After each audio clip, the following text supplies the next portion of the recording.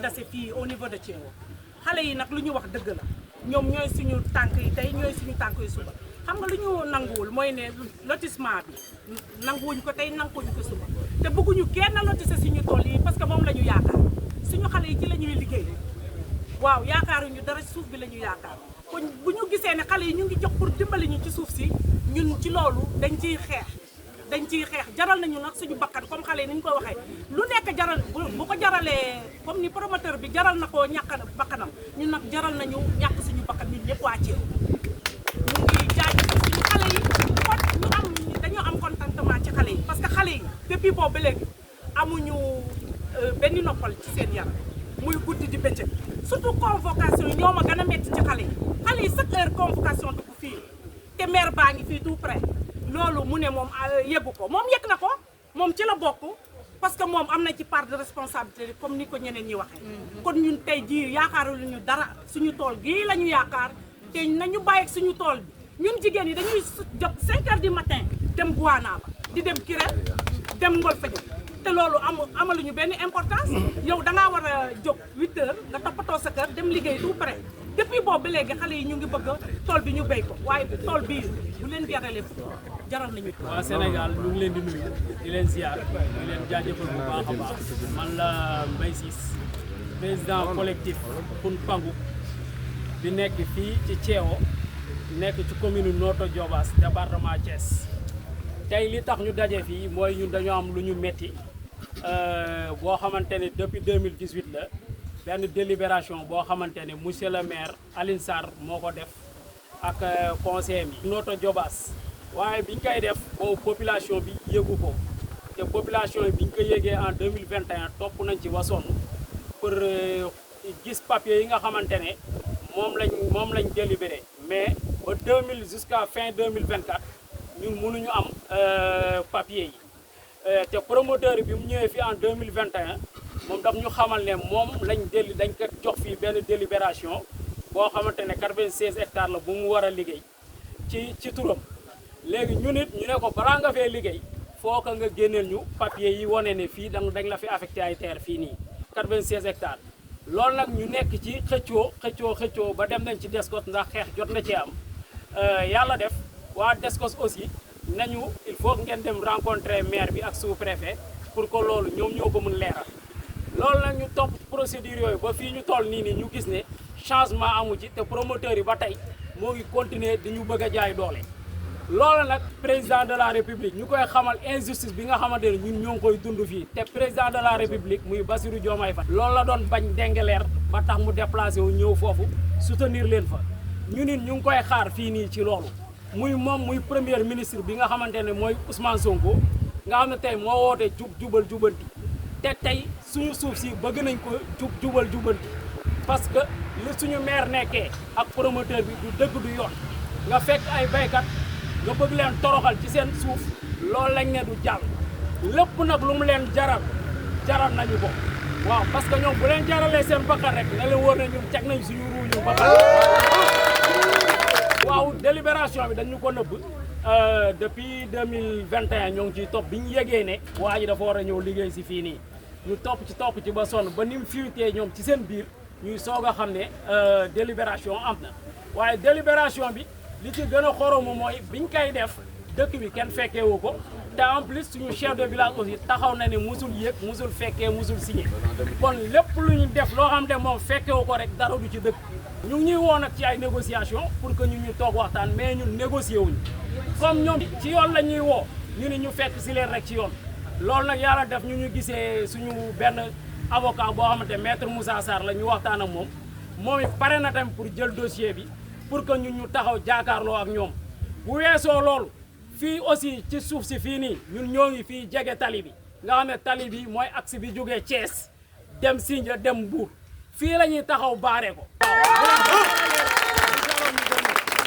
pare nañ pour teg suñu bakkan wone leen ne delluñ ci un yoota su yeboo ñoom ñu xam loolu waaw maanaam actuellement ci dëkk bi fii am nañ fi ay 5 convocation wala mu ëpp ko man mii lundi passé laa mujjee dem wuyu ji convocation muy loo xamante ne maanaam ñun dañ ko jàppee rek ay affaire u caaxaan quoi ndax loolu taxuñu arrière ñun liñ gëm nañ ko te duñ ci dellu gannaaw ku xam histoire u Diobass xam nga ne fa Ceewoo newoon ak li mu liggéey ci Joobaas ba tey Ceewoo ngi détermination boobu ñu doon ci suñu maam yi moom mooy continuer am ba tey waaw bu yeboo ñu xam loolu waaw maanaam espace boobu rek moo des fii ci village bi te tey bu ko jëlee bay amatu bi te ñun ay doomu béykat lañ loolu lañ am moom lañ yaakaar suñ jigéen ñi ñooy jógee fii di bayi Kirène ñoom ñooy jógee fii di bayi fii Lion agricole te ñu am espace bu toll noonu fii nii war ko mun exploiter loolu lañ ne kenn du ko fi lotiser ànduñ ci tey ànduñ ci ëllëg.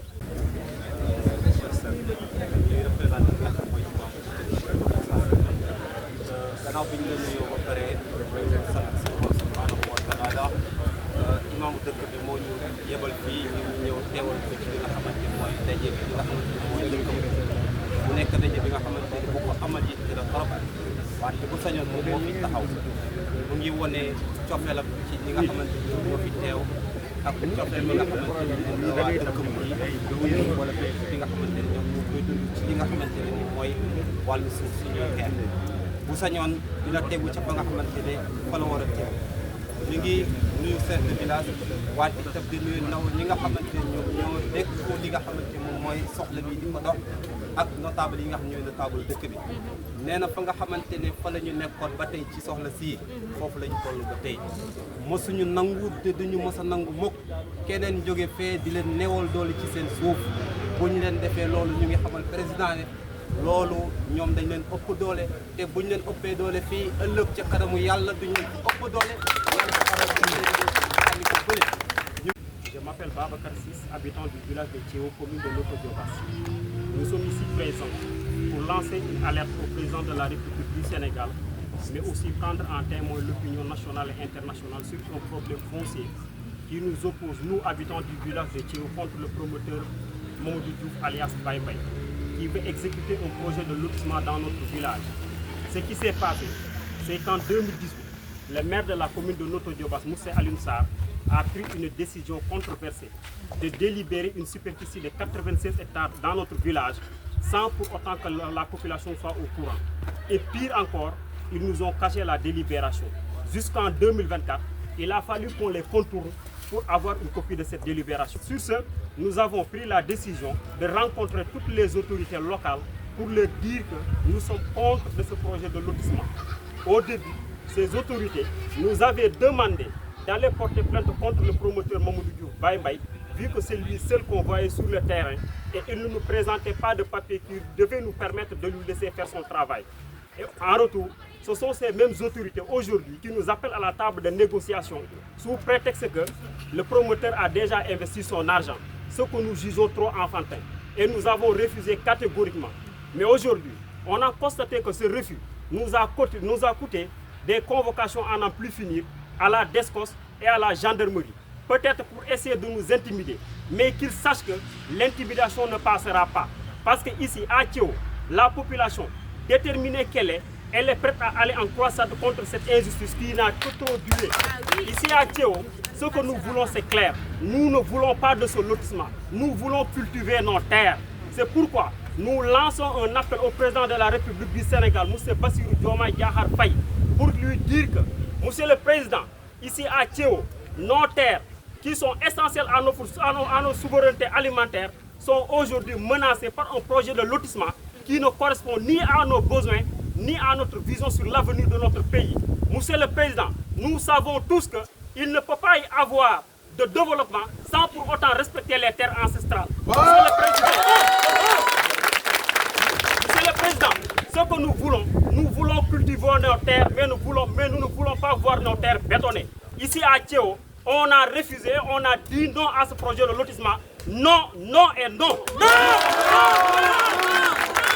Nous sommes prêts à y laisser nos vies. Nous sommes prêts à y laisser nos vies. Qu'ils sachent que ce projet ne passera plus ici à Thiéwo. Raison pour laquelle nous sommes là aujourd'hui pour faire cette déclaration de presse. Région de Thiès, département de Thiès, arrondissement de Notto Diobass, commune de Notto. Extrait de délibération numéro 28 portant affectation des terres du domaine national à usage d'habitation. Vu la Constitution, vu la loi 6446 du 17 juin 1966 relative au domaine national,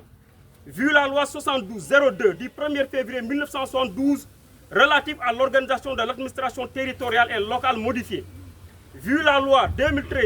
10 du 28 décembre 2018 portant 2013 portant Code général des collectivités locales. Vu le procès verbal d'installation du conseil municipal en date du 15 juin 2014, vu le procès verbal de la réunion du comité municipal de Noto en date du 30 juillet 2018,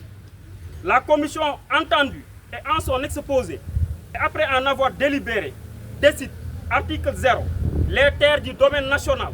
6 à Tchéo d'une superficie de 100 hectares, extension, sont affectées à la population pour usage d'habitation. Article 2, cette présente délibération sera soumise à l'approbation du représentant de l'État, Noto le 30 juillet 2018. Maître Moussa Sarr, en tout cas, ce qu'on veut vous dire,